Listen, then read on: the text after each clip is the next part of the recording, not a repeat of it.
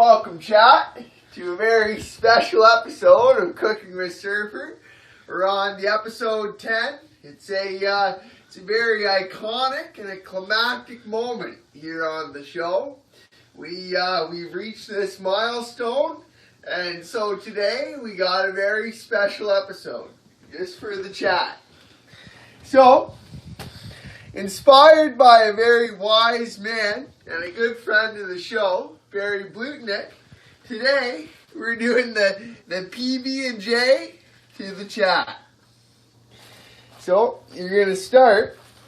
Now we're going to get 4 pieces of bread, 2 for each me and PPP. We're going to use I like to use the Villaggio, the Classico Villaggio bread. It's Italian style. Hyphen says he's so pumped. He's like, Barry, where are you at? It's your time, baby. Yeah. Hyphen! So you're going to get 5 pieces of toast. And what we like about this toast, as you can see, it's got this nice powder on top, which I think is flour. But I'm not 100%, but it's nice, it makes for a nice bread. And you're going to start by just putting it like so into the toaster. You just drop each piece into its own little section in the toaster. Yeah, you turn the toaster down. And if you zoom in on the knob,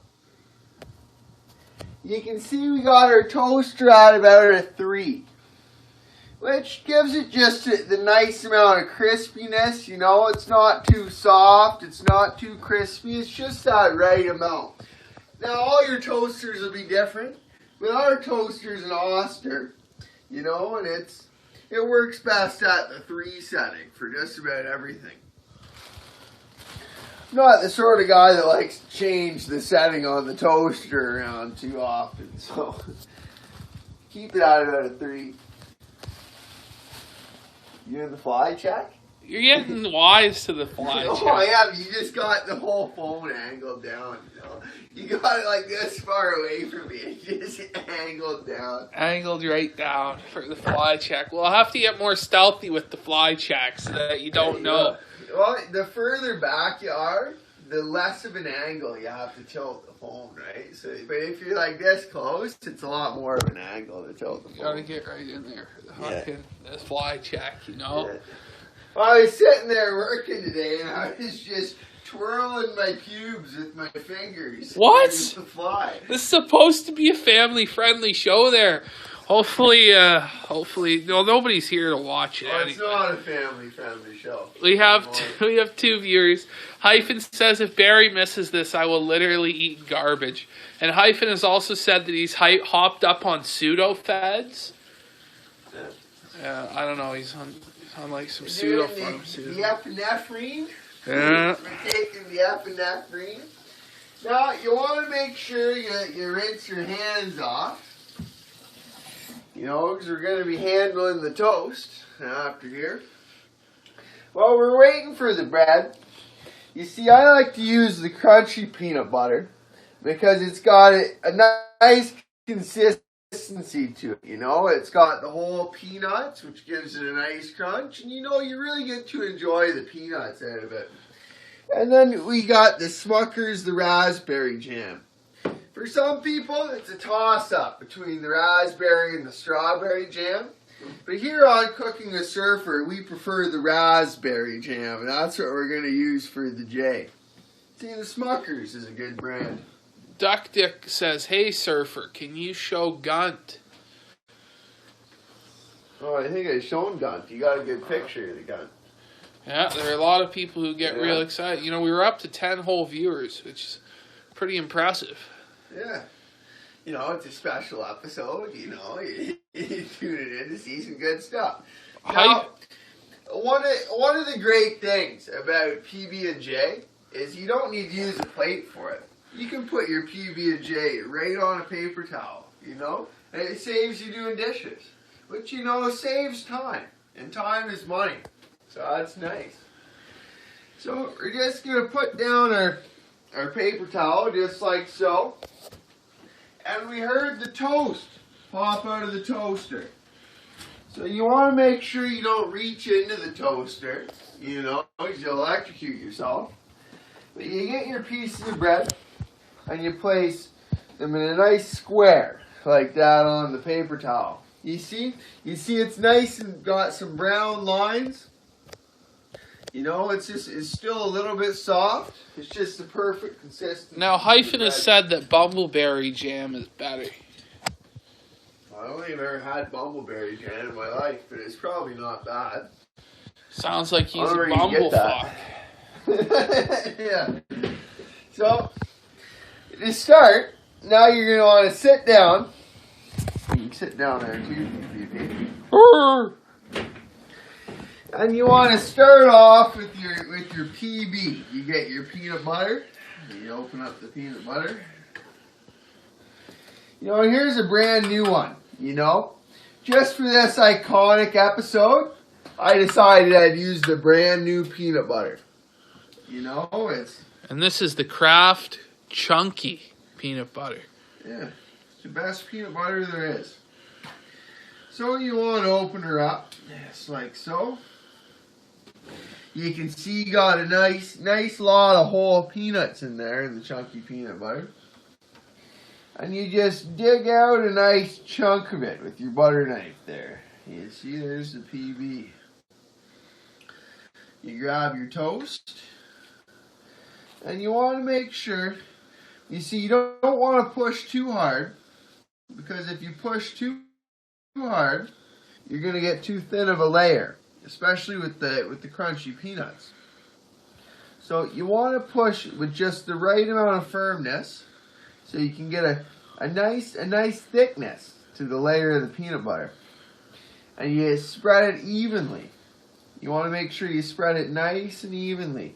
And get into all the corners of the bread. You see, there's little white spots in the corners. So you spread it nicely. Right into all those little spots. Same thing here. You can see a little bit of spot in there. So we're just gonna spread her nicely into there. Just gonna spread her nice. And another important tip I almost forgot is you really want to get your toast out of the toaster as quick as you can after it pops. And the reason for that is because the heat from the toast will sort of melt the peanut butter and help the cohesive quality, help the peanut butter stick to the bread. So we're just gonna keep spreading that peanut butter. You know, you don't want to overhang too much. You gotta watch out in the crevice there, because if you overhang, you'll get peanut butter all over your fingers. Which isn't the end of the world, but piece of peanut butter dropped. It dropped on the other piece of toast. You can see that's just a stray peanut that dropped. You know, because in the chunky peanut butter, you get the odd stray peanut in there. Dan Tika said that's a nice spread. Oh, that's the best spread. I eat PB&J every single day. You know, it's something I live by. So I really perfected the spread, you know. I try to get her nice and even. Just going to get a little bit more peanut butter. Just a little bit more. And we're going to spread it onto this final piece. Just nice and evenly. One trick, so you don't cover the crevice, is if you start at the bottom of the bread, and you just bring her up nicely into those edges from the bottom. Oh, we got a little bit in the crevice anyways. But that's alright. Because we're still just going to spread her nice. You see her? Let's just make sure we get her in all the edges. And so there's step 2. We got all the peanut butter spread. Now here's one trick. Because you know if you're a mongoloid, what you're going to do next is you're just going to open up your jam and you're going to stick the peanut butter knife in the jam. But you know, you don't want to get peanut butter in the jam. Just like you don't want to get butter or anything else in the jam. So the next important step, it's hard to rinse the peanut butter off the knife, is you want to lick the peanut butter off the knife.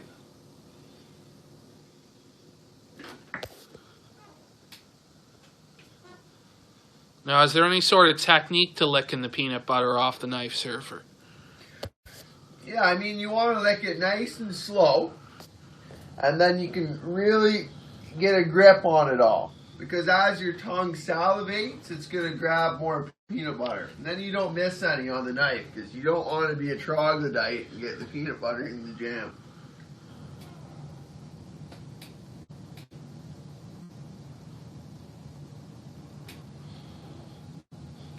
That's about the tempo you're looking for. You know, when you're getting that peanut butter. Now, you want to watch, as you got these two flat surfaces, but the knife isn't two-dimensional. You also have an edge here, you know, so you want to get that edge, you know.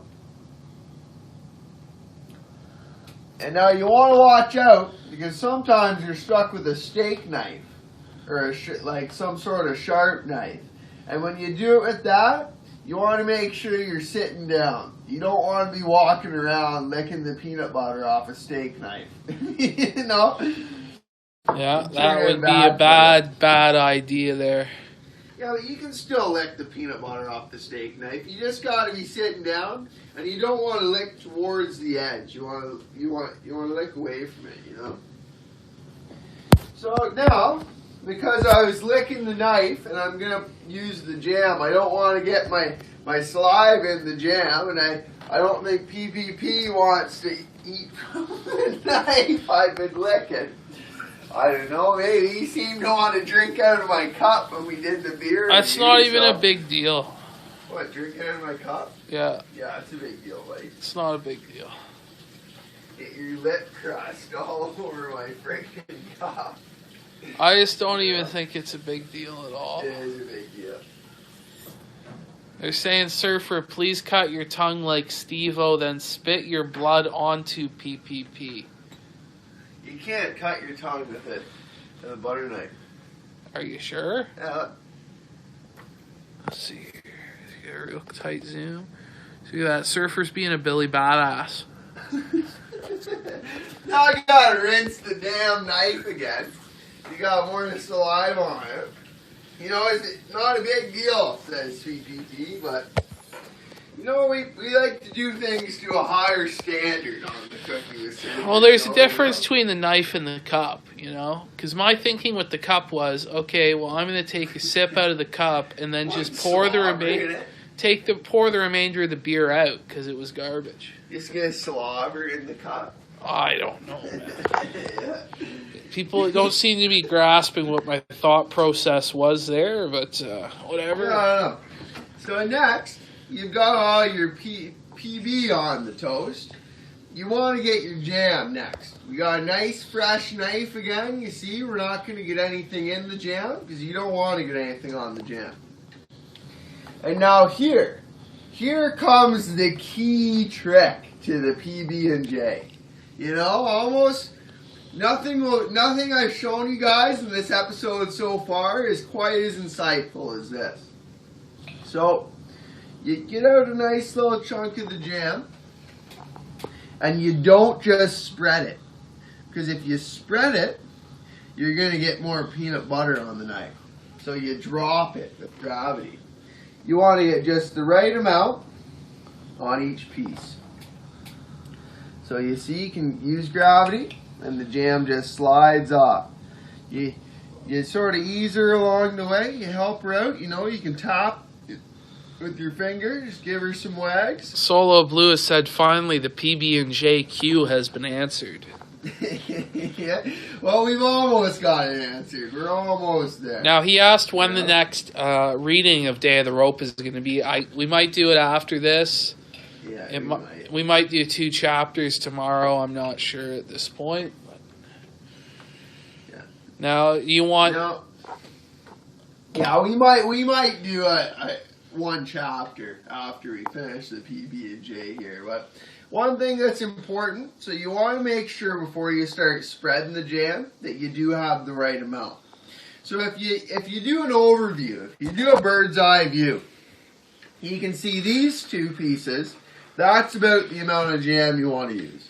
But these two are still looking sort of shy of the amount. This one a bit more so. So I just got a little bit of jam on the knife now. I'm just gonna bang. Now we're receiving another request to watch Breakfast Club there, Surfer. Yeah, well, we're gonna watch Breakfast Club one of these days. You know, it might be sort of like a cemetery, man. And, you know, to ensure the quality of the review, it might take a little while, but we'll get there. Would you sooner see the Breakfast Club review or Surfer review Star Wars? No, I'm not going to watch Star Wars. That's not coming. The Surfer review of Star Wars is going to be incredible there. Is it? Yeah. It's about the man with 1,000 faces? That's right. It's the Joseph Campbell there. Yeah. We got a request from Hyphen for you to watch The Greatest Story Never Told. But I don't think that's coming. Well, maybe we'll do a live review of The Greatest Story Never Told. I don't know. I feel like I've heard about that movie. You know, it's... Oh, I'm sure. I heard it's a good one. Oh, I'm sure. I'm sure you've heard. I'm not quite sure what it's about. Yes. I heard it's a pretty good movie. Oh, I bet you've heard that. Classics. Sure. Yeah, sure. So, now you can see these three pieces are good. This one needs a bit more. So my last scoop of jam, I don't even need to bother with banging it off. I can just go right ahead. Solo Blue, it's not like 4 hours long. It's like 8 hours long, Solo Blue. Oh, I heard it's like 16 hours long. Yeah, it's ridiculously long. It's like, I heard it's in like 17, 18 sections, you know. Now, the same thing with the jam as with the PB. To ensure good quality, you don't want to push too hard and uproar with all the jam, with all the peanut butter, but you want to push just firm enough to get a nice thickness. And you want to make sure you spread outwards into all the corners of the toast. See, we're not going to miss any corners on the toast. Not going to miss any corners on the toast. Now, 1-2 from Australia says, "G'day, Surfer." Good day. Moist Good Wang day. says, "I never thought Surfer could make PB&J seem so complex." I make peanut butter and jam every day, so I've developed a high level of proficiency to it. And I know how to make it perfect, you know? Just ideal, you know? And See, what I do is I just put the peanut butter on and I just spread it kind of in a mongoloid fashion. And you probably get peanut butter in the friggin' jam. Yeah. And then I put the butter on. No. You gotta put the butter on too there. No, you see, that's something that's always escaped me. I don't know why people put butter on peanut butter and jam. Because, you know, it's peanut butter. You know, so like, right in its name, it's already explained to you that it replaces the butter. You know, you don't need to put butter when you have peanut butter. But when you put butter in jam, it makes it so much better. No, that's not true. It really is true. You know, I don't think that's true. My one of my grandmothers, she used to she'd just take a spoon and she'd eat butter by the spoon, you know. So she'd probably agree with you, but she had diabetes. You know, and that's probably why you shouldn't mix butter with the jam, buddy. Solo Blue asks, are you gonna add any maple syrup? No, but do you know what? There was a point in my life when instead of jam, I would use maple syrup. What? And you know, that's not a bad idea. If you put peanut butter on the toast and you spread like an oval of maple syrup on it, friggin' delicious. When you pour some of the maple syrup on the plate, and you can dip the peanut butter toast in the maple syrup, and it is unreal. You know, it's on the level of peanut butter and jam or above. And you know, if you're gonna make, where you want to use that is if you're having like bacon and eggs. If you have bacon and eggs and you have toast with that, you don't want to use jam. You want to use maple syrup. You put maple syrup on your bacon, you put maple syrup on your eggs, and then you just put an oval on your toast. And then you can dip the toast in it, Now, too. 1-2 has said, Perfect. 3P, I've been putting off your reading of The Day of the Rope because I haven't read the Turner Diaries. Should I read that first? Is it a good read? Well, first thing, you really don't need to read Turner Diaries to understand Day of the Rope by Devon Stack. It's not like a sequel to Turner Diaries or even really related to it at all, aside from the title being stolen from Turner Diaries. Now, so far as Turner Diaries being a good read, I mean, it's not the best written book in the whole universe. It's kind of a little bit shoddily written, but it's interesting enough to read it and see kind of where Dr. Pierce was coming from. But I ordered a copy of the Turner Diaries, and I ordered probably $50 from Amazon, and every single one of them got delivered except for the Turner Diaries. It just never showed up. And I asked for, the tracking number on it. And they said, it got lost in the mail. Here's a refund. And, I never got that book. And it's interesting. It's because they need to shut it down, Surfer. Shut it down. Yeah. Now, it's important that you put your jam back in the fridge because you want to keep the jam nice and refrigerated. Keep a nice solid consistency to it. And you want to rinse off your knife.